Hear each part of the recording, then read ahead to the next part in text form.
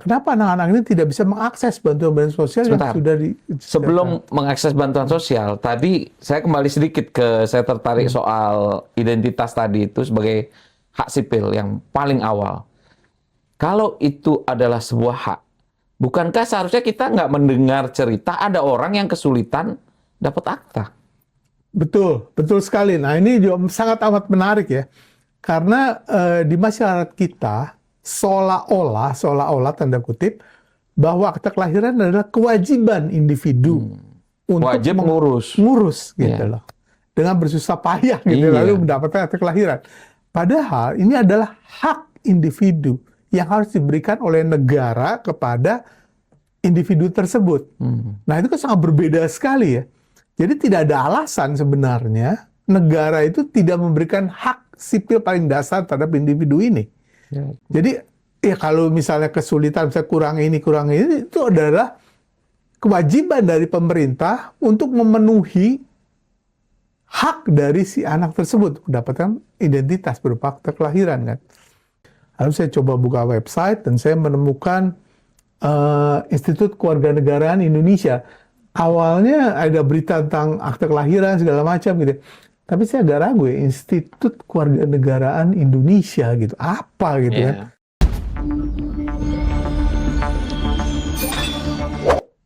Kembali di Pojok Warga. Kali ini kita mau bicara soal hal yang sering kita dengar ya. Ada penduduk miskin, penduduk marginal, kemudian ada penduduk rentan. Biar kita clear, biar kita jelas apa sih sebenarnya itu.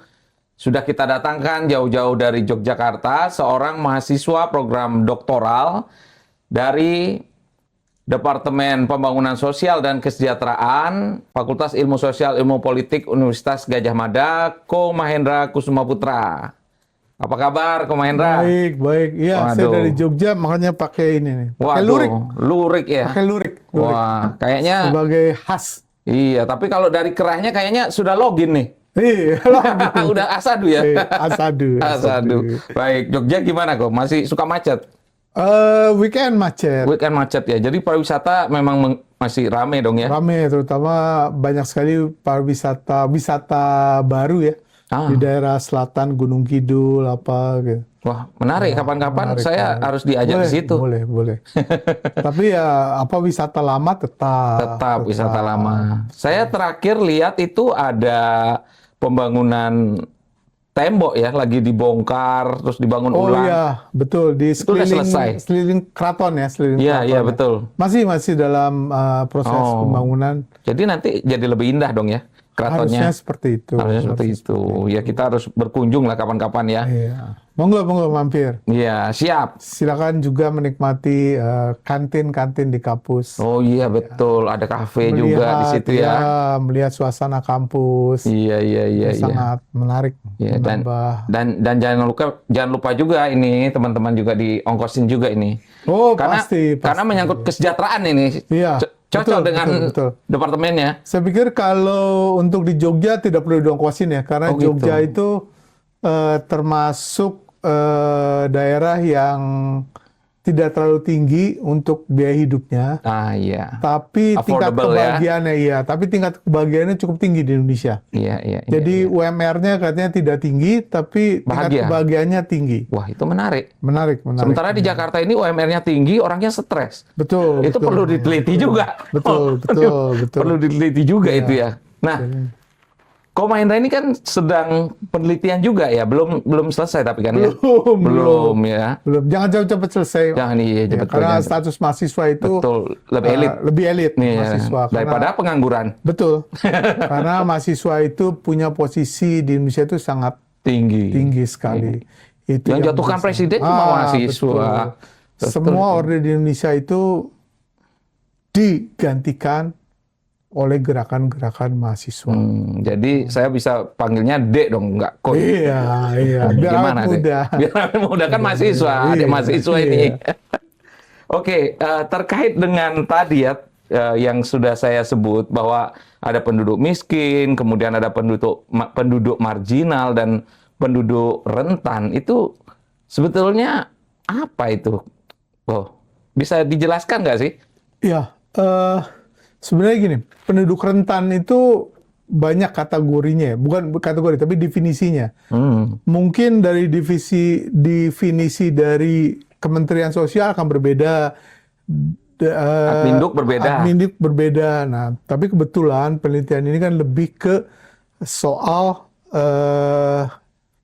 administrasi data kependudukannya, terutama hak sipil. Hak sipil sipil dari dari seorang anak. Oh, jadi hak sipil dari anak Betul. penduduk rentan itu. Betul, itu. Jadi anak-anak dari kelompok rentan ya, anak dari kelompok rentan. Hal ini sangat menarik sebenarnya, karena kebetulan tadi mahasiswa ya. Ya. Mahasiswa itu kan ya... Yang menarik mahasiswi sih. Iya, betul, betul.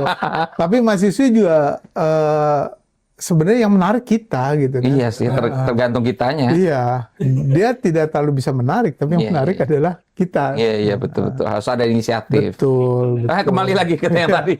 Balik ke login-nya, ke Iya. laptop ini, bahwa memang kita sebagai mahasiswa sebenarnya punya kepekaan sebenarnya. Jadi waktu dulu mungkin waktu masih S1 gitu ya, masih sedang muda-mudanya walaupun saya tetap muda gitu. Iya. Itu kita suka protes mengapa pemerintah ini tidak pernah hadir untuk kelompok rentan kan. Itu selalu seperti itu. Kenapa tidak pernah hadir untuk kelompok rentan? Padahal amanat undang-undang pasal 34 bahwa fakir miskin dipelihara oleh negara.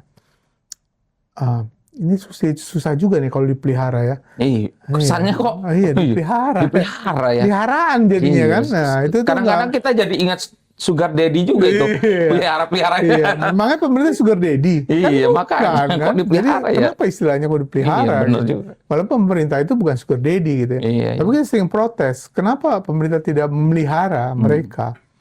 Nah, berdasarkan itu semua, saya ya coba-cobalah membaca, melihat peraturannya, mengapa pemerintah itu tidak melaksanakan amanat Undang-Undang Dasar 45. Setelah dibaca, ternyata sebenarnya pemerintah sejak tahun 2004 itu ada Undang-Undang nomor 40 tentang jaminan sosial nasional. Iya. Jadi sudah ada sebenarnya itu. Nah, lalu apakah undang-undang jaminan sosial itu dilaksanakan oleh pemerintah?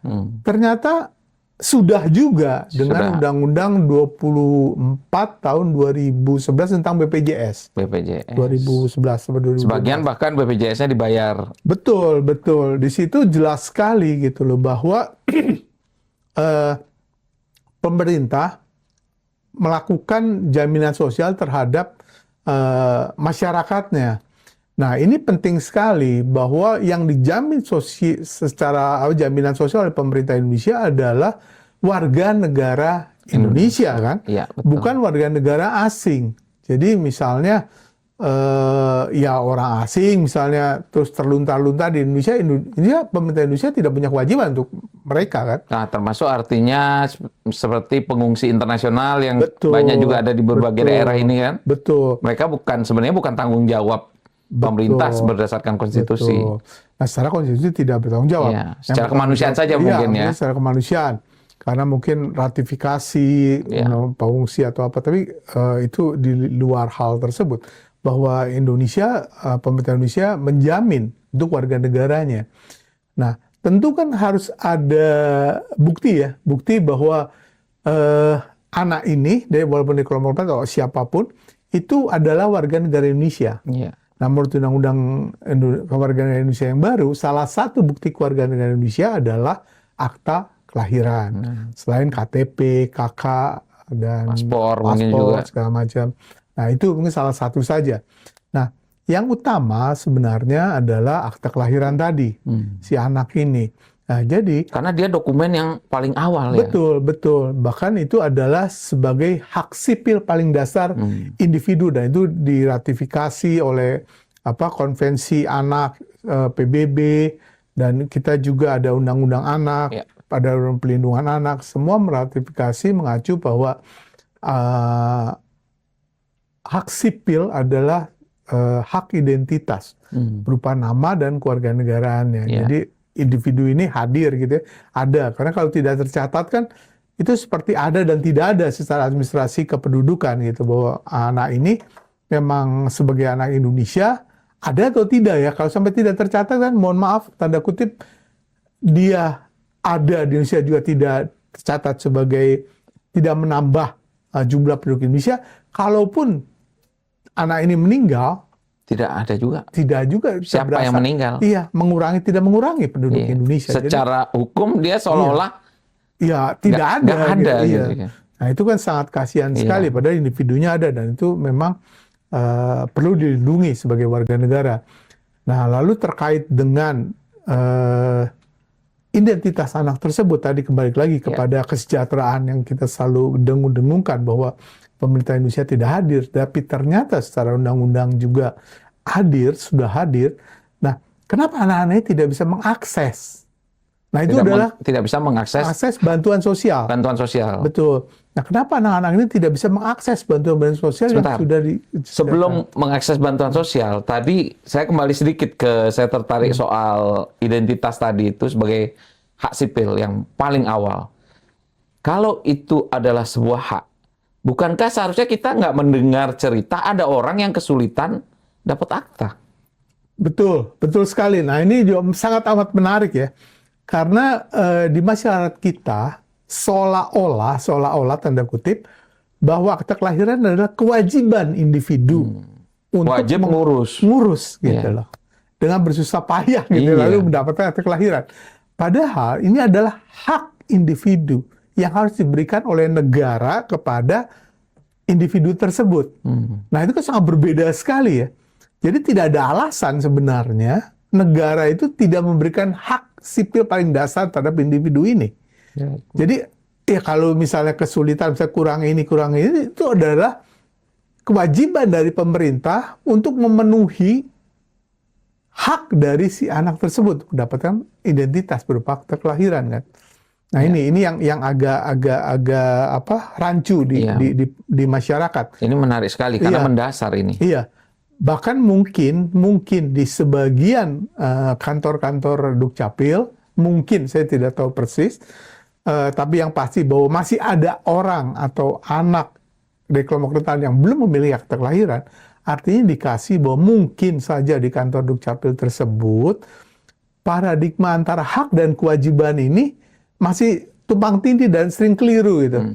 Bahwa ini adalah hak loh, bukan kewajiban seorang individu yang secara susah payah untuk mendapatkan akta kelahiran sebagai hak identitasnya. Gitu loh. Ini adalah kewajiban negara.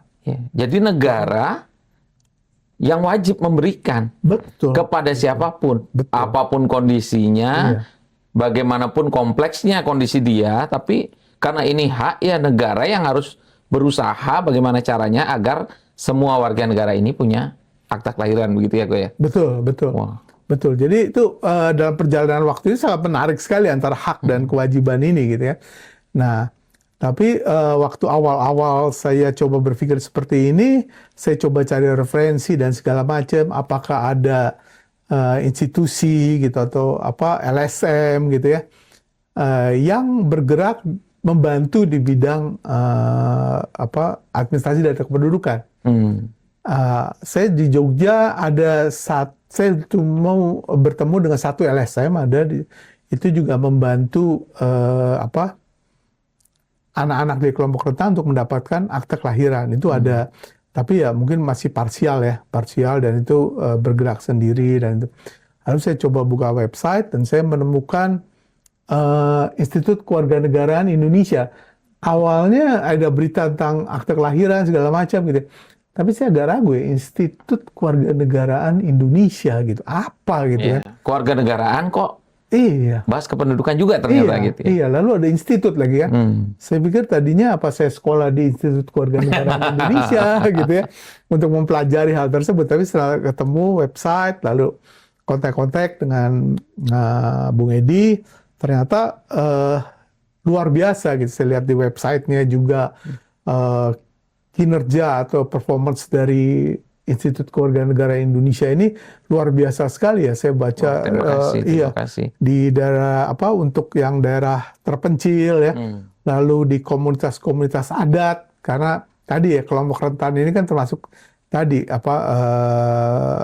daerah terpencil, komunitas adat, lalu anak jalanan gitu ya, kelompok rentan yang miskin gitu. Ternyata sudah berkarya sekali. Jadi saya kurang lebih menyatakan bahwa kelihatannya saya tepat sekali ya untuk datang ke sini, berkunjung ke sini untuk sharing, berbagi, saya menimba ilmu. Kira-kira apa nih yang didapatkan di lapangan, mungkin sangat kaya sekali gitu ya, untuk menunjang penelitian saya ini. Gitu. Siap. Kami yang justru harus belajar banyak ini.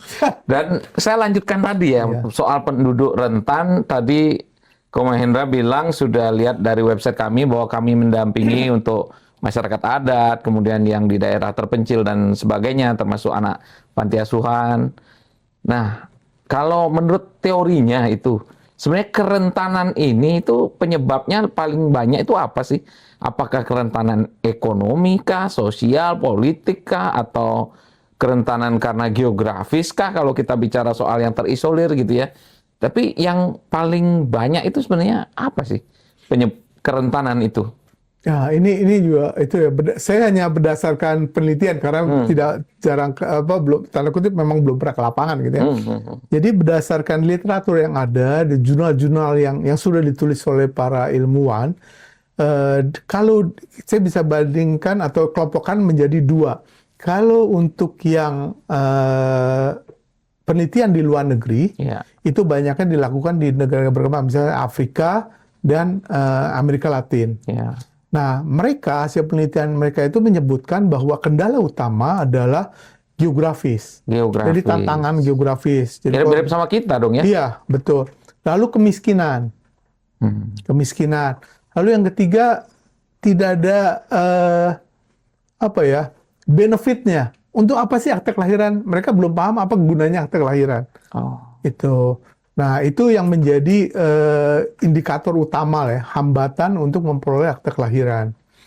Nah, ya mungkin sama juga di Indonesia kan. Misalnya kita di daerah terpencil mungkin karena geografisnya untuk datang ke kantor Dukcapil yang kebetulan ada di ibu kota kabupaten itu sangat jauh gitu dan itu memakan biaya kan, biaya yang cukup mahal. Nah, itu kendala yang mungkin juga dialami oleh Indonesia. Namun dari beberapa penelitian atau jurnal-jurnal yang sudah mereka lakukan penelitian di Indonesia, itu ada beberapa indikasi, kalau saya menyebutnya di luar geografis itu dan tantangan yang struktural seperti itu, ada yang mungkin istilahnya mungkin salah persepsi seperti tadi gitu ya, antar hak dan kewajiban, itu satu. Yang kedua tentang misalnya dibutuhkan untuk anak-anak, ada penelitian di Medan dan Ujung Pandang kalau saya tidak salah, itu di panti asuhan di Medan dan Ujung Pandang itu kendalanya adalah BAP kepolisian. BAP kepolisian. Karena anak panti asuhan kalau ditemukan harus segera bikin BAP seharusnya, tapi pengurus panti banyak yang tidak bikin. Sehingga setelah bertahun-tahun mau bikin ya polisinya nggak bisa bikin. Jadi setelah mungkin anak ini tinggal setahun, 2 tahun di panti asuhan, anaknya sudah agak besar, mau sekolah, baru mereka membuat akte kelahiran. Nah, artinya itu juga yang pertama mungkin sosialisasi terhadap panti-panti asuhan ya. Betul. Itu yang menampung anak-anak rentan ini untuk segera mungkin memperbaiki dari sistem penerimaan anak-anak tersebut gitu loh. Karena memang dari beberapa wawancara yang pernah saya lakukan di daerah Jawa Tengah, itu anak-anak ini mungkin yang sudah besar, misalnya udah umur 5 tahun, gitu, sudah bisa jalan itu ya, suka dibawa orang tuanya. Ada yang menyatakan bahwa dibawa orang tuanya ke panti asuhan. Karena orang tuanya tidak mampu? Bukan. Jadi si ibu ini membawa lalu bilang, titip dulu sebentar ya, suruh main di sini, saya mau ke pasar. Gitu. Ke pasarnya bertahun-tahun? Ke pasarnya bertahun-tahun gitu kan. Tidak kembali gitu. Ya ternyata ada lagunya kan itu? Ada ya? Ada kan? Yang nggak pulang-pulang itu siapa? Oh iya. Siapa? Bang Toyib. Ternyata Ibu Toyib. Ini Ibu Toyib. Iya. Ada pasangannya. Betul. Wah, kurang ajar ini. Iya, jadi Ibu Thoyib ini ternyata nggak pulang-pulang. Bilang ke pasar. Iya, bilang ke pasar, ternyata nggak pulang-pulang ngambil. Nah, itu juga mungkin, ya mungkin kendala ya dari Iya, panti iya. asuhan tersebut. Kalau misalnya disyaratkan langsung panggil polisi, ya orang cuma nitip kok gitu kan. Nah, tapi kan motivasi itu memang itu, dan itu akan mempersulit si anak untuk masa depannya. Jadi kalau saya selalu berkata bahwa akta kelahiran bagi si anak-anak ini adalah kunci ya, seperti kunci untuk membuka dunia mereka agar setara dengan anak-anak lain yang punya kebetulan orang tuanya lengkap dan di keluarga yang mapan gitu. Jadi itu yang apa kendalanya gitu ya, kendala menganalogikan suatu peraturan tadi. Nah, ternyata setelah digali sebenarnya dalam Perpres 96 tahun 2018 itu ada hal untuk mengatur hal tersebut. Nah, saya tidak tahu apakah ini menjadi apa ya indikasi saya bahwa mungkin anggota atau apa ya istilahnya pekerja, pegawai ya, Pekerja sosial. ya pekerja sosial satu mungkin apa petugas Dukcapil Ya. atau yang berkepentingan seperti misalnya apa tadi pengurus panti asuhan tidak pernah membaca peraturan-peraturan yang ada tentang administrasi data kependudukan. Karena di misalnya yang terkait tadi Perpres 96 tahun 2018 itu jelas sekali yang menyebutkan ada dua hal yang berbeda. Mana yang membutuhkan berita acara kepolisian, mana yang membutuhkan surat pernyataan tanggung jawab mutlak. Jadi sebenarnya pemerintah Indonesia sudah sangat amat bagus sekali menurut saya untuk mengatasi hal-hal tadi ya. Ada yang penduduk rentan apa, udah ini kita udah ada kalau di NU itu ada dua sapu jagat ya. Nah, itu sangat ampuh sekali. Jadi ini sapu jagatnya. Ini sapu jagat untuk administrasi data kependudukan bagi kelompok rentan. Itu luar biasa sekali. Di situ disebutkan perbedaan antara mana yang membutuhkan akte surat berita acara kepolisian, mana yang membutuhkan SPTJM. Itu. Jadi yang membutuhkan berita acara kepolisian adalah jika si anak ditemukan tadi ya, baru ditemukan atau baru lahir dan baru ditemukan. Dibuang. Iya, jadi mohon maaf misalnya tadi ada anak yang tiba-tiba kita suka baca berita ketemu di pasar dalam tas gitu kan. Nah, itu langsung dibuatkan berita acara kepolisian. Berdasarkan itu bisa dibuatkan akte kelahiran. Itu nggak disebut namanya Melati kan ya? Nah, ya itu berita yang lain. Iya, itu Melati, Mawar dan kawan-kawannya. Nah, lalu yang kedua adalah penggunaan SPTJM.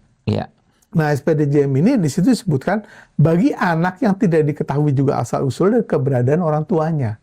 Jadi itu sangat berbeda sekali. Jadi kalau meninjau dari kasus penelitian di Medan dan Ujung Pandang, sebenarnya bisa diselesaikan apabila pihak panti asuhan juga membaca aturan tersebut dan pihak Dukcapil membaca peraturan tersebut, selesai. Tidak ada lagi hal yang harus berbentuk kontradiktif gitu ya, perlawanan gitu bahwa ini nggak bisa karena nggak ada, ini kan ada berita acara kepolisian.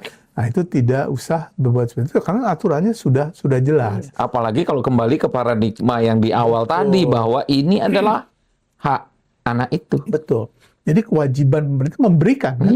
Jadi anak sebenarnya tinggal terima apapun kejadiannya, anaknya harus dapat identitas. Yang harus pusing adalah negara. Betul. Menyiapkan aktanya. Betul. Karena ini warga negaranya, bukan warga negara lain. Untuk itulah negara itu hadir dan sudah membuat aturannya sebenarnya. Nah, tinggal pelaksanaannya. Nah, apakah itu ada kendala dari Dinas Dukcapil atau dari panti asuhan yang juga berkepentingan sebenarnya kan, walaupun bukan anak-anak dia, tapi dia juga mendapat titipan itu. Nah, itu sebenarnya bisa diselesaikan. Dari beberapa penelitian yang saya baca, ya memang ada peraturan yang sudah disediakan pemerintah, tapi tidak dilaksanakan, tanda kutip pelaksanaannya di lapangan masih buntu gitu ya, masih buntu. Mungkin ini juga sambil ngopi aja kok. Itu bukan pajangan itu kopi beneran. Wah.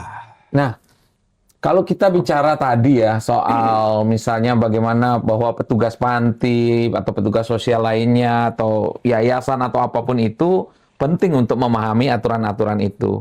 mungkin ini berkorelasi juga dengan penduduk rentan yang lain. Seperti saya lihat misalnya masyarakat adat atau yang disebut penganut kepercayaan kepada Tuhan Yang Maha Esa misalnya. Seperti yang kami pernah dampingin itu adalah suku Baduy di Lebak sana, mereka agamanya Sunda Wiwitan. Ya. Mereka sebenarnya inginnya di KTP itu kan tertulis Sunda Wiwitan.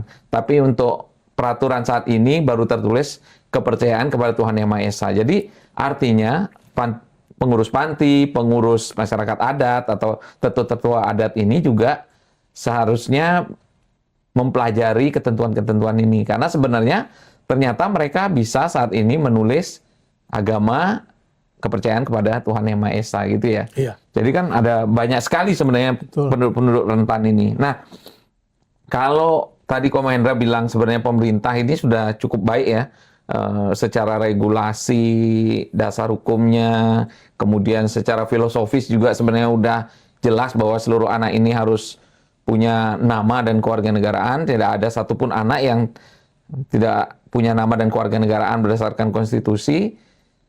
Sejauh mana sebenarnya jangkauan pemerintah saat ini terhadap penduduk rentannya atau terhadap fakir miskin dan anak telantar kalau di konstitusi itu? Sejauh mana? Karena kalau kita lihat kan datanya berusaha sudah dijadikan lebih terpadu kan dengan DTKS, data terpadu kesejahteraan sosial. Nah itu bagaimana Ko Mahendra dalam proses penelitian ini sempat nggak mengamati atau melihat atau berbincang ketika wawancara terkait hal itu? Iya, jadi sebenarnya penelitian Indonesia sudah sangat bagus ya, dan itu diakui juga oleh UNICEF, gitu, lembaga internasional, bahwa memang Indonesia punya kemajuan yang sangat signifikan sekali gitu dalam perolehan kepemilikan akta kelahiran. Nah, bahkan ya ada data mungkin dari 2017 atau 2016 itu naik terus tingkat kepemilikannya sampai mungkin sekarang 97% mungkin ya, 97%. Nah, untuk anak 0 sampai 18 ya, tahun ya. untuk anak 0 dan 18. Nah, tapi memang untuk yang 18 tahun ke atas karena mungkin sudah tua atau apa juga mungkin banyak juga sebenarnya. Mungkin itu mungkin berapa ya? Mungkin bisa 30% mungkin yang belum punya mungkin ya. Nah, tapi kebetulan belum ada penelitian untuk hal tersebut.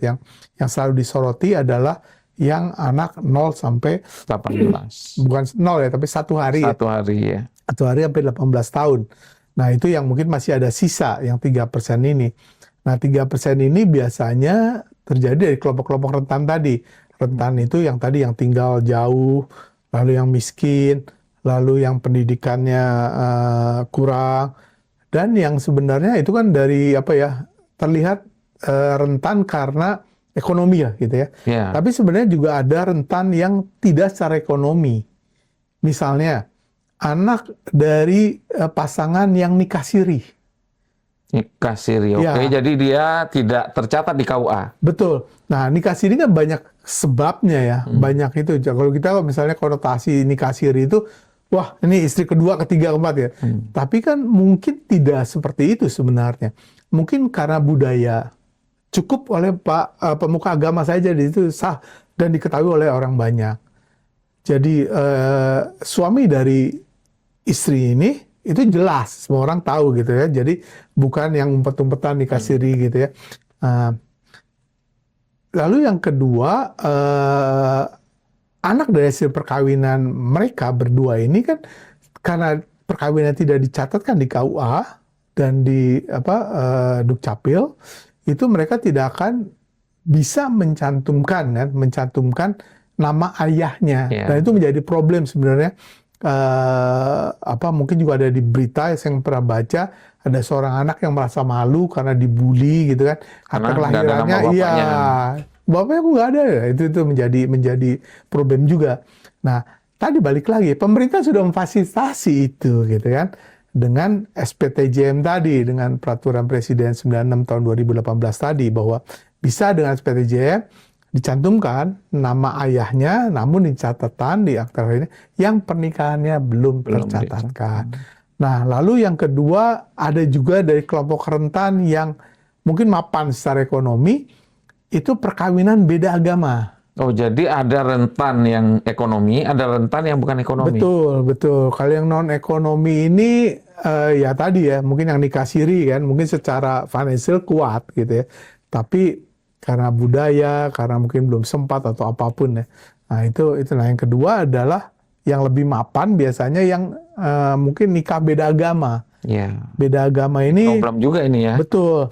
Karena misalnya dia tinggal di kota besar, berkarir bagus, tapi dia tidak bisa mendaftarkan anaknya secara lengkap ya, secara lengkap karena kebetulan Undang-Undang Pernikahan Indonesia belum mengakui pernikahan Kan beda agama. beda agama gitu. Itu juga yang apa agak ya kasihan lah ke anak ini kan. Jadi anaknya problemnya sama yang sebelumnya. Sama yang nikah siri sama gitu loh. Karena tidak tercatatkan saja. Yang satu karena nikah siri, yang satu karena beda Beda agama. agama. Beda agama juga artinya perkawinan tidak tercatat juga. Betul. Anak seorang betul. ibu juga.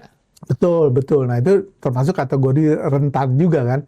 Juga anak-anak disabilitas. Mungkin banyak anak-anak disabilitas itu yang secara ekonomi mapan sebenarnya. Tapi biasanya orang mapan itu malu lah, kita tanda kutip ya. Mungkin ada keluarga yang malu memiliki anak yang berkebutuhan khusus. Dianggap aib atau Aib apa. dan segala macam gitu. Nah, itu yang memang Jadi kelompok nggak rentan. diurus gitu akte kelahirannya dari anak itu. Betul. Jadi ada beberapa Agar nggak masuk di kartu keluarga mungkin ya. betul. Itu kan Wah. jadi ya dia tidak tercatat juga gitu Iya. kan sebagai apa? Dan itu juga membuat sebenarnya data pemerintah menjadi tidak bagus kan? Iya, tidak valid Ya, juga. tidak valid juga bahwa anak-anak disabilitas itu kan harus ada perlakuan khusus dan itu adalah pemerintah punya program pemerintah untuk anak-anak berkebutuhan khusus kan, berapa yang harus dianggarkan, berapa butuh guru yang ini. Sekolah luar biasa di mana. Betul. Nah, itu yang menjadi hambatan dari pemerintah juga sebenarnya. Iya. Iya. Wah, luar biasa sekali dari penelitian. Sudah berapa bulan kok penelitian nih? 6 bulan ada? Iya, kurang lebih baru 6 bulan lah. Iya. Tapi yang menarik juga sebenarnya kalau misalnya kita mau cerita lebih lanjut, karena kebetulan saya dari Departemen Pembangunan Sosial dan Kesejahteraan, saya mengaitkan akta kelahiran dan identitas ini hak sipil ini anak ini dengan tingkat kesejahteraan si anak, terutama dari anak kelompok rentan tadi ya. Iya.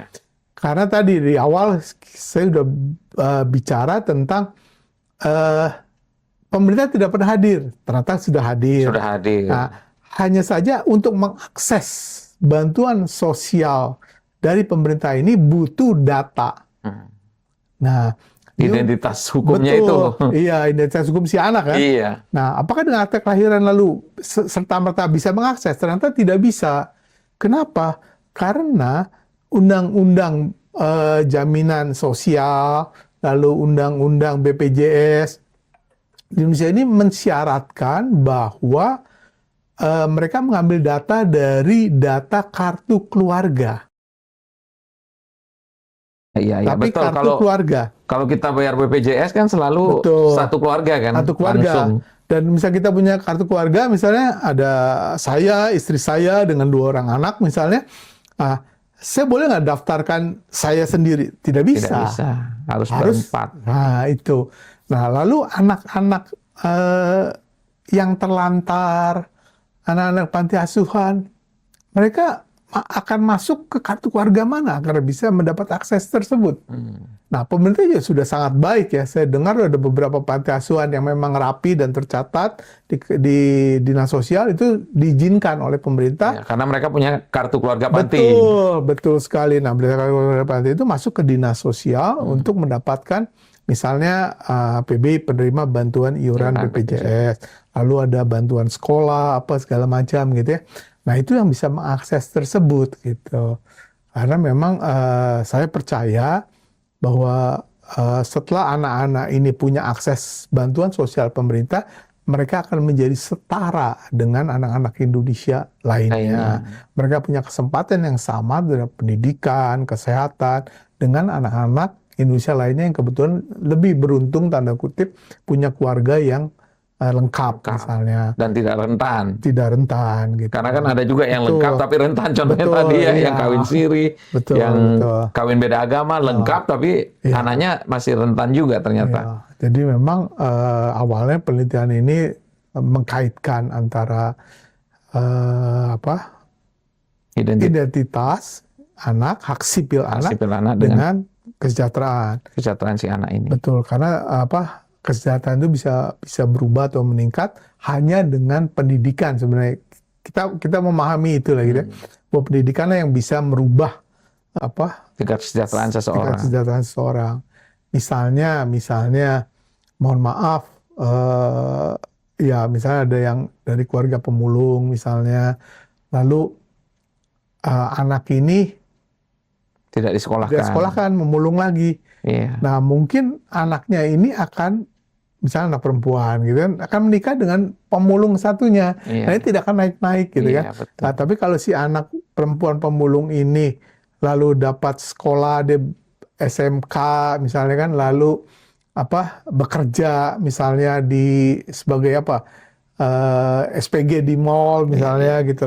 Nah, tentu status dia tidak akan berpacaran lagi dengan pemulung gitu kan. Iya, iya. Dia pasti mungkin cari yang lebih lah gitu kan. Atau nggak sengaja dia ketemu apa itu kalau di racin-racin itu ya, si CEO Laguna. Oh iya seperti itu gitu ya. Iya, adegan ketemu Betul, CEO kan kemungkinannya betul. cuma di sekolah atau di tempat lain. Iya, nah itu kan akan merubah gitu ya, akan merubah gitu ya. Iya. Akan merubah karena memang mata rantai kemiskinan itu yang siklus selalu berputar ini bisa putus hanya dengan pendidikan yang Iya, baik. betul. Gitu. Dan tapi yang menarik juga itu saya pernah baca soal bahwa sebenarnya tingkatan ketika orang kuliah itu ya, kampus atau tingkat universitas itu adalah salah satu teorinya adalah itu adalah untuk sarana untuk menunda perkawinan.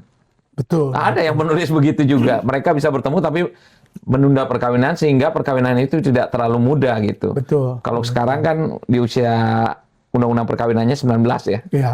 Jadi kalau setelah selesai kuliah pasti udah di atas 19 pada Betul, umumnya akan menikah betul. gitu. Iya, dan itu pasti akan memperbaiki lah ceritanya. Kita percaya Iya. bahwa dari segi kesehatan juga akan lebih Ya, matang. kesehatan reproduksinya ya. Dari segi kesehatan emosional juga jauh lebih matang gitu ya. Betul sekali. Iya. Nah, itu memang yang saya coba lakukan penelitian tentang itu, bahwa hubungan antara identitas, hak sipil dengan identitas tersebut dengan tingkat kesejahteraan. Nah, namun yang menarik sebenarnya tadi kita sudah bahas ya, bahwa tadi kesejahteraan itu jadi tingkat manusianya menjadi meningkat ya. Iya. IPM, indeks Pembangunan manusianya meningkat. Betul. Nah, namun ada indikasi itu juga harus dilakukan penelitian yang lebih dalam lagi, bahwa ada dari dinas-dinas misalnya, saya sangat memahami bahwa itu sangat logik juga ya, bahwa misalnya ada dinas kesehatan misalnya, dia punya program tentang imunisasi. Oke. Ya, imunisasi. Nah, lalu ada banyak anak-anak terlantar ini misalnya terdaftar di satu kota, misalnya kota A gitu kan. Nah, kota ini memberikan akte kelahiran, akte kelahiran dulu ya. Oke. Jadi si anak ini yang di panti asuhan dan anak-anak jalanan itu mendapatkan akte kelahiran dari kota A dan terdaftar sebagai penduduk kota A. Iya. Nah, misal taruhlah karena ditambah-tambah anak ini, lalu jumlah anaknya 100 misalnya jadinya kan. Nah, sewaktu dinas kesehatan punya program imunisasi, dicari nih anaknya kan harus dapat, karena ada 100 kan, dia buku vaksin. Ternyata anaknya cuma ada 90. Karena yang 10? Yang 10 yang tadi anak bantuan mungkin sudah pindah atau diambil orang tuanya tapi tidak lapor. Yang anak terlantar juga mungkin mobilitasnya tinggi, anak jalanan ini kan dia ikut ke sana, pindah kabupaten tapi tidak pernah melapor. Hasil si dinas kesehatan ini hanya berhasil mendapatkan 90 anak. Artinya IPM mereka tidak 100% gitu. Seolah-olah tidak berhasil memvaksin 10 lagi. Betul sekali. Padahal secara hukum ada anak itu di situ. Begitu kaitan juga dengan mungkin dinas pendidikan misalnya ya. Iya. kan harusnya ada anak 100 nih yang sekolah nih, SD gitu kan. Iya, wajib Ternyata, belajar. Iya, yang tidak punya itu diwajibkan karena kan udah dapet ini Iya. bantuan sekolah kan. Iya, Bantuan iya. sekolahnya kan keluar. Iya. Tapi anaknya tidak sekolah, setelah dicari tidak ketemu anaknya. Nah, membuat indeks pembangunan manusia mereka 90% saja gitu. Iya. Jadi ini juga membuat ya kurang baik lah gitu ya kota tersebut. Dan nanti pasti terus IPM ini kan akan dikaitkan juga dengan dana kan. Dana dari pemerintah pusat yang digelontorkan kepada. Nah, itu juga menjadi salah satu kendala. Iya. Jadi faktor penghambat malah ya. Betul, betul. Jadi ya mungkin sesama dinas bilang, lu jangan cepet-cepet kasih dulu nih. Kita harus pastikan dulu bahwa ini anak ini ada apa gitu ya. Nggak pindah gitu ya. Walaupun ini hak Iya. mereka gitu. Kita mau ngasih tapi tar dulu gitu kan. Nanti PM kita jelek loh gitu. Karena nanti akan kesulitan karena pengalaman mungkin di lapangan juga seperti itu. Gitu. Nah, mungkin juga dari ya kalau saya baca di IKI itu ya, website IKI dia selain di Baduy juga ada kelompok yang masyarakat tradisional di Jawa Tengah, Jawa Timur. Oh iya, kelompok masyarakat Samin ketika itu kami Oh, pernah di iya. Klopo. Iya. Nah, atau ya kelompok-kelompok misalnya anak yang saya baca juga di Jakarta itu yang pemulung ya. Ya, pemulung Pernah juga ya. di beberapa lokasi, Iya. keluarga pemulung, anak-anak dan keluarga-keluarganya. Nah, itu apakah mereka juga sangat mobile gitu ya. Nah, itu juga mungkin menjadi hal yang menarik. Kalau mereka sangat mobile kan, bantuan sosialnya jadi tidak terarah ke situ, tapi kemana nih orangnya kok nggak ada misalnya. Nah, bedanya kalau yang kami advokasi di Jakarta, itu mereka tinggal di satu wilayah dan cukup stabil menetap. Oh. Nah, itu bedanya. Iya. Mereka sudah keluarga pemulung, tinggal menetap di situ, tapi memang terkadang status tanahnya tanah ilegal. Nah, itu yang kadang-kadang menjadi faktor penghambat juga ternyata, karena istilahnya itu mereka bilang RT 0 RW 0. Oh, ada istilah itu Iya, ya, ada RT 0. istilah, iya. Nggak cuma alamat palsu. Iya. Ini ada RT 0 RW 0 ini. Oh, Jadi nggak ada kasihan juga. alamat malah. Mungkin Ayu Ting Ting gitu. Iya, bisa jadi. Kita datangkan Ayu Ting Ting. Iya. Salah alamat ya. Salah alamat, karena RT 0 RW 0 nggak ada alamat semua. Ada di beberapa daerah seperti di Pondok Labu, kemudian di Kebun Sayur, di Jakarta Utara, masuknya mungkin itu ya. Dan di beberapa daerah lain yang kami dampingin juga ada yang tinggal di bawah jembatan ketika itu, tapi sekarang saat ini udah tidak ada, tapi mereka di pinggir sungai sekarang lokasinya. Nah, itu juga penduduk rentan yang cukup menarik ya. Walaupun tidak seperti di daerah lain mungkin yang berpindah, ini dia cukup menetap. Cuman ya itu tadi status lahannya yang bermasalah sehingga mereka tidak punya alamat. Iya. Sementara untuk identitas ini kan butuh alamat yang tetap, Betul, kartu keluarga dan betul. sebagainya. Sehingga akhirnya ketika itu diselesaikannya ya untuk di wilayah Jakarta ini pakai kakak penjamin istilahnya. Iya. Jadi ada teman yang percaya sama mereka yang bisa menjadi kartu keluarga penjamin. Alamatnya dipakai untuk mereka sehingga setelah itu baru mereka bisa masuk di KK dan langsung pisah KK. Walaupun menggunakan alamat teman atau saudaranya itu. Itu pun juga tidak mudah karena tidak semua orang mau ditumpangi, tanda kutip ditumpangi. Seolah-olah ada yang berpikir kan, wah nanti rumah saya dirampas dan sebagainya. Iya. Padahal kepemilikan dan identitas seperti itu kan nggak terlalu terkait. Daripada saya yang jadi mahasiswa S3 nanti lebih baik saya bertanya lagi nih. Nah, itu menarik sebenarnya. Saya sebagai mahasiswa kelihatannya juga perlu mendalami yang minta izin nanti mungkin diantar ke komunitas itu boleh. untuk melihat mobilisasinya. Jadi yang mungkin yang tua tidak berpindah ya, tapi yang muda Ya, ini bisa. gimana nih? Bisa Lalu jadi. tingkat akses misalnya tadi pendidikan gitu. Setelah dia punya akte kelahiran masuk ke KK, lalu bagaimana akses bantuan sosial tersebut gitu kan, BPJS-nya atau pendidikannya gitu. Nah, setelah pendidikan mereka dapat, apakah anak ini lalu tadi naik kelas gitu kan? Nah, itu juga menarik nanti minta Apakah dia izin. terentaskan dari Betul. kemiskinan dan Nanti saya sebagainya. minta izin untuk diantar mungkin iya. ke beberapa lokasi yang IKI pernah bantu di Iya. kelompok rentan tersebut ya untuk Boleh. melihat mobilisasinya itu. Boleh, nanti bisa ketemu relawan kami juga di situ. Ada beberapa yang memang mereka dari keluarga pemulung juga tadinya jadi relawan kami. Iya. Oke. Nah, saya mau tanya soal ini. Saya pernah dengar soal resiliensi sosial atau ketahanan sosial dari kelompok-kelompok ini mungkin ya. Seberapa sih ada nggak dari hasil penelitian itu soal resiliensi sosial dari kelompok rentan, baik yang rentan secara ekonomi maupun rentan karena geografis mungkin, atau rentan yang tadi yang non ekonomi tadi apa ya istilahnya ya? Kalau itu rentan ekonomi, ini rentan sebenarnya ada rentan struktural, jadi ya, yang secara struktur memang rentan. ya gitu mungkin ya. mereka struktural ya karena kawin beda agama nggak boleh, akhirnya anaknya Iya. jadi rentan. Iya. Nah itu kira-kira gimana? Ya, terkait resiliensi ya. Ya kebetulan saya memang tidak mendalami soal yang resiliensi ini. Tapi memang ini juga termasuk bidang dari Pembangunan sosial dan pembangunan kesejahteraan. sosial itu resiliensi tersebut. Jadi ya tentu ada yang resiliensi secara emosional gitu kan. Karena memang kalau kita lihat misalnya tanda kutip terkadang apa ya bukan menyinggung yang ini gitu ya, yang rentan ini. Tapi yang kelompok rentan ini kadang-kadang juga merasa rentan gitu ya. Jadi dia mempunyai hak misalnya untuk mengokupasi sarana publik gitu ya. Misalnya gini, trotoar. Trotoar itu dibuat jualan kan. Sampai kadang-kadang si pemilik toko di belakang trotoar tersebut ketutup kan. Iya. Itu banyak di Tanah Abang contohnya. Nah, Tanah Abang, di Bandung, di Bogor, di mana-mana banyak sekali itu di kota-kota besar. Jadi itu kan mengokupasi trotoar kan sebenarnya atas nama kemiskinan, mereka lalu melanggar gitu loh. Dan itu biasanya juga tanda kutip agak didiamkan gitu kan oleh Pemda karena itu berkembang sangat luas sekali gitu loh. Nah, apakah itu adalah penyakit sosial? Penyakit kan tanda kutip bisa disembuhkan kalau penyakit ya.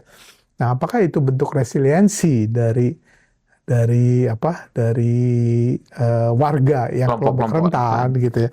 Nah, kita melihatnya mungkin, tapi resiliensi lebih ke tadi gitu ya. Apakah ya tadi memang itu juga resiliensi untuk tapi kan tidak untuk melanggar hak orang lain. Orang lain juga punya hak yang sama gitu. Yang dirugikan pejalan kaki, betul, toko di belakangnya mungkin dan sebagainya, ketertiban, sampah dan segala macam. Pengendara juga jadi macet, pengendara juga dirugikan. Sementara bensin kita katanya ada etanolnya lagi kan? Iya. Hilang dong etanolnya. Iya. Karena memang kan sebenarnya suatu daerah itu punya resiliensi juga gitu. Suatu daerah itu punya kemampuan untuk menampung misalnya hanya 1 juta orang, gitu. Termasuk airnya, sampah pengolahan, problem-problem kota besar lah ini ya, urbanisasi. Betul. Nah, jadi sebenarnya resiliensi itu tidak hanya untuk individu, sebenarnya untuk kota dan lingkungan pun punya resiliensi tersebut gitu. Jadi kalau misalnya kota Jakarta ini atau kota Jogja ini hanya mampu menampung 2 juta orang misalnya, kota Jogja kan, lalu ditambah 10 juta, nah, itu pasti akan ada banyak persoalan sosial yang timbul, mulai lingkungan, gesekan masyarakat, karena resiliensi dari itu sangat terbatas untuk dari kota gitu ya. Nah, untuk yang individu yang ditanyakan, terus terang saya memang tidak mendalami. Jadi penelitian itu tidak terkait dengan resiliensi sosial dari kelompok rentan. Betul, justru kita ingin melihat identitas tadi, hak sipilnya yang ini bisa tidak untuk mempertahankan hidupnya, meningkatkan kesejahteraannya dengan bantuan sosial yang sudah ada dan disediakan oleh pemerintah. Iya, bantuan sosial kan banyak jenisnya ya sekarang. Banyak sekali. Cuma aksesnya ini bagaimana gitu kan. Ya tentu ya saya setuju bahwa bantuan sosial ini harus bisa diakses berdasarkan data kan. Supaya tidak sembarangan gitu kan. Nah, data itu dari mana? Ya dari tadi hak sipil ini kan, identitas. Itu. Jadi saling terkait sebenarnya. Nah, itu ya yang kita lihat bahwa hubungan kesejahteraan dengan hak sipil identitas ini. Itu. Oke, jadi kalau dari hasil penelitian sementara ini, kira-kira ada nggak masukan-masukan dari Komahendra terhadap kesejahteraan sosial anak kelompok rentan untuk saat ini dan ke depan. Bagaimana sebaiknya strategi pemerintah untuk mungkin bisa mempercepat atau meluaskan jangkauan atau ya bagaimana kira-kira?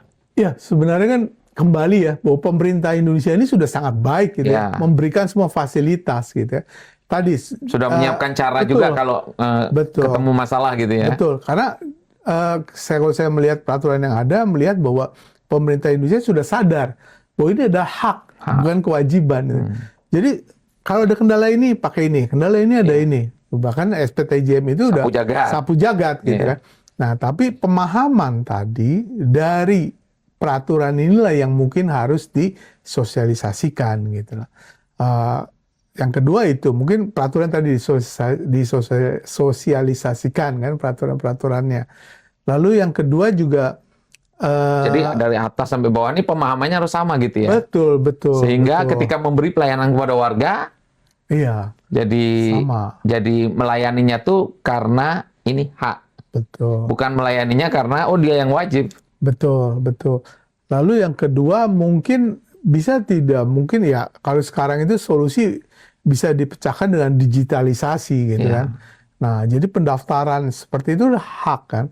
Nah, itu semua dengan digital misalnya gitu. Tapi ada problem lagi nggak ada di problem juga. digital ada juga. ini? Ada. Jadi ada penelitian di Malaysia. Di Malaysia menggunakan sudah ada digitalisasi. Tapi akhirnya menjadi bias sosial baru terhadap orang-orang yang tidak melek digital. Teknologi. Iya, gitu. Jadi akhirnya sekarang kita pakai digital gitu ya. Semua harus digital supaya tidak ada campur tangan manusia kan. Nah, itu adalah hak. Nah, ternyata tidak semua juga melek digital, belum lah gitu ya. Semua. Nah, sementara karena belum, dia timbul satu bias baru, bias sosial baru gitu loh. Diskriminasi baru terhadap orang-orang yang tidak gaptek gitu kan. Jadi memang solusi itu selalu ada yang itu ya, mungkin tidak sempurna gitu ya. Nah, itu yang mungkin harus selalu diperbaiki. Jadi harusnya mungkin pemerintah lebih tanggap gitu ya, lebih cepat kan. Lebih cepat untuk berproses, untuk merubah atau apapun gitu. Dan mungkin juga memang LSM gitu ya. Saya lihat ya itu karena tadi kemarin saya melakukan penelitian seperti ini, melihat tidak banyak gitu loh, tidak banyak LSM yang bergerak di bidang administrasi data kependudukan gitu. Yang banyak calo. Nah, itu calo itu bahaya deh. Calo. Ya itulah calo juga sebenarnya yang membuat di penelitian-penelitian ini calo-calo ini juga membuat seolah-olah persoalan administrasi kependudukan adalah persoalan yang sangat rumit. Dan sulit. Mereka buat seolah-olah rumit, jadi bisa menawarkan jasanya. Nah, itu juga mungkin yang harus diperhatikan gitu ya. Karena banyak, saya yakin akan karena ini merugikan pemerintah juga kan ya. Seolah-olah masih susah atau pelayanannya lama dan sebagainya. Padahal yang menggencarkan narasi itu mungkin para calo itu. Betul. Nah, itu yang mungkin kalau saya lihat di website Institut Kewarganegaraan Indonesia dan hasil yang segitu banyak gitu ya, kan istilahnya kalau saya baca relawan ya. Ya, relawan ya. Jadi yang membantu di lapangan gitu ya. Relawan. Itu kelihatan mereka ya mungkin karena sudah sangat fasih dan itu ternyata juga bisa gitu kan dengan cepat dan segala macam ya. Ya, tentu dengan dukungan dari Dukcapil. Ketika kami melakukan misalnya bekerja sama dengan Dukcapil, melakukan pelayanan keliling ke daerah yang jauh gitu. Salah satu contohnya itu Cibeber yang kami pernah tulis juga. Itu juga memang Dukcapilnya juga yang harus rela dan mau itu hari libur, Jumat, Sabtu, Minggu ke pelosok gitu ya, ke wilayah yang jauh. Bahkan sempat juga ke wilayah yang tidak ada sinyal, wilayah yang jam 9 malam listriknya dimatikan. Itu juga memang dari Dukcapilnya juga itu pengabdiannya luar biasa sih kalau saya lihat itu. Walaupun teman-teman Dukcapil ini kan sering jadi sasaran apa ya, sasaran tembak orang-orang yang selalu Kambing hitam ya. kambing hitam. Padahal ya sebenarnya seperti yang tadi temuan-temuan itu sebenarnya sudah perkembangannya sudah sangat baik, jauh lebih baik daripada sebelum tahun 2006 ya. Iya. Kita baru punya undang-undang admin aja 2006 gitu kan. Iya. Jadi apalagi kok selain itu tadi? Ya, LSM tadi kan terakhir. LSM. Lalu ya memang apa ya? Saya tetap percaya sebenarnya. Saya percaya bahwa tadi setelah dengar cerita itu bahwa banyak sekali orang Indonesia yang masih baik sebenarnya mau untuk melakukan suatu hal yang di luar apa tupoksinya gitu ya. Iya. Iya, itu pasti masih banyak sekali. Nah, hanya saja mungkin kita harus benar-benar angkat gitu loh bahwa kartu identitas ini sangat diperlukan terutama untuk kelompok rentan. Dan saya yakin lah kalau misalnya ini sekarang itu banyak sekali anak-anak generasi Z ini yang sangat peduli kan sebenarnya terhadap sesama dan keadilan seperti itu gitu. Kalau kita bisa mengkomunikasikan dengan sangat baik melalui cara mereka gitu ya. Kan beda nih caranya nih ya. Yang Gen Z ini entah bagaimana caranya, pasti ada caranya yang dimengerti untuk menarik mereka untuk berpartisipasi aktif, membantu kelompok rentan memenuhi hak identitasnya agar mereka bisa mengakses bantuan sosial pemerintah yang akhirnya membuat si anak rentan ini menjadi setara dengan anak-anak Indonesia lainnya. Jadi kesetaraan itu memang menjadi hal yang pasti bisa terwujud dengan identitas akta kelahiran tersebut.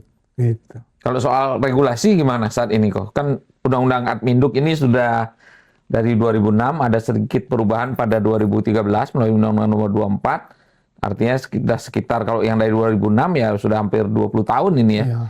Gimana menurut Ko Mahendra? Atau ada nggak di penelitian itu juga soal sebenarnya regulasi bagaimana gitu? Ada masukan atau apa? Iya, sebenarnya sih tadi ya, kalau misalnya saya juga tidak paham dengan hierarki peraturan, tapi kalau melihat tadi bahwa pemerintah sangat tanggap, terutama di dalam administratif pendudukan, kurang ini di undang-undang kan tidak ada, misalnya tadi pengguna SPTJM, terus pengecualian pembuatan berita acara kepolisian, kan tidak ada, semua ditulis berita acara kepolisian saja kan. Nah, tapi di peraturan presiden itu sudah disebutkan gitu loh, bahwa ini loh bedanya antara yang butuh berita kepolisian, ini yang butuh SPTJM. Nah, apakah peraturan-peraturan yang memudahkan ini itu menjadi memiliki kebutuhan untuk ditingkatkan menjadi undang-undang agar tidak dengan mudahnya untuk dihapus misalnya, gitu ya. Nah, itu apakah perlu seperti itu gitu loh. Lalu sampai seberapa lama itu dibutuhkan gitu kan? Nah, mungkin perlu juga karena itu kan sebagai bagian dari pembaharuan kondisi di lapangan yang ada kan. Undang-undang dibuat tahun 2006. Tentu dengan berjalannya waktu akan ada penyesuaian-penyesuaian. Nah, kenapa sampai keluar peraturan presiden gitu ya? Tentu untuk tadi melengkapi kan. Oh, ini kurang jelas, dilengkapi dengan ini. Lalu ada ini, ada ini. Nah, mungkin juga itu yang harus ditambahkan kan, supaya tidak dengan mudahnya nanti dihapus gitu kan, karena itu sangat baik gitu. Jadi masuk ke dalam mungkin undang-undang yang baru, atau perubahannya nanti ya. Karena pasti akan banyak tuh, apalagi kalau misalnya undang-undang kewarganegaraan ya, kita banyak naturalisasi untuk pemain bola gitu kan. Nanti pasti akan ada penjelasan-penjelasan. Karena saya tahu misalnya yang saya pernah baca, kayak misalnya golden visa gitu kan, atau kewarganegaraan tiba-tiba, atau duit kewarganegaraan. Misalnya golden visa kan kurang lebih seperti duit kewarganegaraan sebenarnya ya. Pelatih bola itu mendapat golden visa, dia mendapat hak-haknya ini gitu kan, masuk segala macam. Nah, tapi boleh tidak orang Indonesia lain itu punya golden visa atau punya duit kewarganegaraan yang sering didengungkan pada saat ini. Itu kan banyak sekali sudah, karena udah kawin campur, segala macam. Wah, udah luar biasa lah dinamika dari WNI yang bekerja di luar negeri, sebagai diaspora, dia mungkin bekerja di sektor-sektor yang sensitif, sehingga membutuhkan dia menjadi warga negara di tempat tersebut, tapi dia ingin tetap WNI juga misalnya. Itu bisa juga, dan kan banyak juga sebenarnya diaspora di Indonesia, diaspora Indonesia yang di luar negeri, mungkin dia punya jabatan di pemerintahan yang ya terpaksa harus itu ya, terpaksa harus warga negara Asing. negara tersebut asing, tapi dia punya misalnya apa ya, kemampuan atau wewenang misalnya untuk memperluas pasar produk Indonesia misalnya kan. Iya. Nah, dia kan juga cukup berharga sekali untuk Indonesia gitu. Kenapa tidak diberi kesempatan untuk menikmati juga tetap menjadi warga negara Indonesia dengan Indonesia. kewarganegaraan misalnya. Iya. Kalau saya terakhir itu ke DPR itu bersama ibu-ibu dari masyarakat perkawinan campuran. Nah, kalau itu mereka masukannya soal anak berkewarganegaraan ganda terbatas yang ternyata juga nggak tahu ya, mungkin masih masuk kelompok rentan juga ini. Iya. Bukan karena mereka secara ekonomi ataupun tidak tercatat sebagai anak ayah ibu, tapi karena pemilihan kewarganegaraannya yang ada yang misalnya ditetapkan umur 18 sampai 20 tahun plus 364 hari. Mereka kelewat itu. Iya. Nah, setelah itu bagaimana prosesnya? Mereka jadi warga negara asing misalnya dan sebagainya. Nah, ini juga problem. Sementara kalau naturalisasi lebih gampang suaminya daripada anaknya, kata ibu-ibu itu. Jadi yang mereka bingung adalah seharusnya kan anak anak XABG, anak berkewarganegaraan ganda, seharusnya ketika dia mau kembali jadi WNI kan naturalisasinya seharusnya lebih mudah dong ya. Kan orang tuanya jelas WNI salah satu. Terus malah bapaknya yang warga negara asing murni itu naturalisasi lebih gampang lewat perkawinan soalnya. Sementara anak menjadi seperti WNA asing murni gitu. Nah, ini jadi memang ada masukan-masukan itu ke DPR kemarin terakhir. Kalau Adminduk mungkin kami sempat punya ini kok. Kami sempat punya kelompok kerja untuk Adminduk ini. Kita banyak bahas soal regulasi ini. Kami melihatnya, mungkin ini ada kaitannya juga nanti bahwa berbagai kementerian dan lembaga ini sebenarnya perlu semacam interoperabilitas atau sistem yang bisa saling berkomunikasi dan berinteraksi. Jadi sistem digital semua kementerian lembaga ini harus bisa saling berkomunikasi. Salah satu contoh yang gampang saja, karena rezim perkawinan di Indonesia ini ada dua, satu di KUA, satu di pencatatan sipil, ya kan? Nah, yang KUA ini kan seharusnya juga datanya tetap harus ada di Dukcapil juga kan. Nah, sebenarnya kan sama-sama udah dipakai digital. Seharusnya ada semacam bukan celah ya, apa ya, ada semacam saluran lah ya, semacam notifikasi bahwa WNI ini dan WNI ini sudah tercatat kawin di KUA. Otomatis artinya Dukcapil sudah mempersiapkan kartu keluarga. Tidak perlu warga negaranya minta dulu, tapi udah disiapkan dulu. Data pun langsung terupdate dengan cepat. Demikian juga ketika nanti Komahendra lulus sebagai doktor. Traktir kami dulu. Lulus sebagai doktor, seharusnya begitu UGM menetapkan nomor itu yang sudah dilaporkan ke dinas ke Kementerian Pendidikan. Nomor sekian itu adalah nicknya sebagai mahasiswa. Ya, itu juga ada notifikasi ke Dukcapil sehingga Dukcapil sudah siap update kakaknya Komahendra. Tanpa diminta sudah update. Ini juga terkait dengan IPM tadi. Jadi kalau Komahendra tinggal misalnya alamatnya di Jogja, Desa Anu sudah nambah 1 dokter. Itu langsung meningkatkan IPM desa itu. Ya kan? Jadi, nah sistem yang seperti ini saya nggak tahu ya, entah kenapa per undang-undang seolah-olah itu satu undang-undang itu dipegang satu kementerian. Sementara misalnya undang-undang kependudukan seolah-olah itu hanya Kemendagri, khususnya Dukcapil. Kementerian yang lain nggak mau tahu. Padahal ada peristiwa penting kependudukan yang terjadi di tempat mereka. Misalnya kematian. Bisa saja kematian yang pertama tahu itu adalah polisi. Karena ada yang bunuh diri, lapor, polisi yang tahu. Kan harusnya sistem kepolisian juga begitu seharusnya kan. Bahwa ada yang meninggal, dia langsung notifikasi.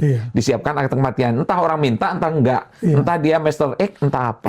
Nah, ini yang selama ini kami banyak bicarakan juga tentang sistem ini harusnya saling terhubung dan berkomunikasi. Dan ini akan menghilangkan apa yang disebut selama ini ego sektoral. Nah, tapi tadi juga menarik tuh soal dwi kewarganegaraan terbatas ya. Ya, untuk anak kawin, Untuk anak hasil kawin perkawinan campur ya. campuran. Umurnya 18 plus 2 Ya, tahun. plus 2 tahun, 20 tahun Oh, sampai 20 tahun plus 3 6 4 hari. Takutnya dia pas umur 21 baru masukin udah lewat nanti. iya.